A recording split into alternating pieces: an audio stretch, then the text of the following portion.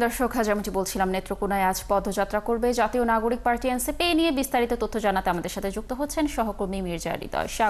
সাগর নিশ্চয়ই শুনতে পাচ্ছেন আমাকে। এনসিপির পদযাত্রা প্রস্তুতির কি তথ্য রয়েছে জানাবেন, এবং এনসিপির সারাদিন ব্যাপী আজ কি কি কর্মসূচি রয়েছে?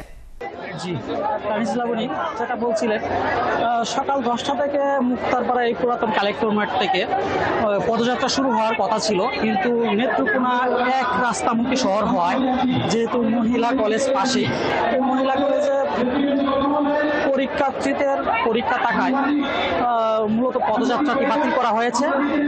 পদযাত্রা বাতিল করে এখন কেন্দ্রীয় নেতাকর্মীরা মুক্তারপাড়া কালেক্টর মাঠে এসে উপস্থিত হয়েছে। এখানে তারা সমাবেশের আয়োজন করেছে। পদযাত্রাটি বাতিল করে সমাবেশের আয়োজনটাই চলছে।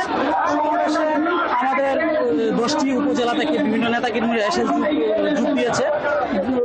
নেতাকর্মীরা এখন কেন্দ্রীয় নেতাকর্মীরা মঞ্চে অবস্থান করছে। কিছুক্ষণের মধ্যেই সমাবেশে তারা বক্তব্য রাখবেন।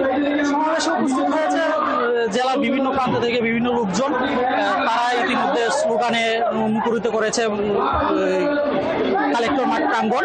কালেক্টর মাঠে এসে উপস্থিত হয়েছে নাহিদ ইসলাম, কেন্দ্রীয় সংগঠক, এছাড়াও স্থানীয় নেতাকর্মীরা সহ বিভিন্ন নেতাকর্মীরা এসে উপস্থিত হয়েছে। চলছে তাদের সমাবেশের প্রস্তুতি। কিছুক্ষণের মধ্যেই হয়তোবা তারা সবার সম্মুখে বক্তব্য রাখবেন।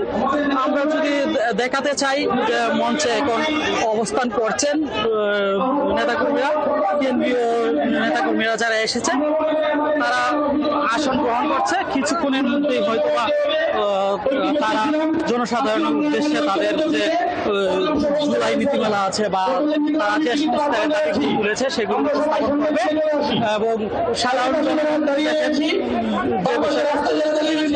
বিভিন্ন নেতাকর্মীরা এসে ভিড় জমিয়েছে তাদের এই সমাবেশের জন্য।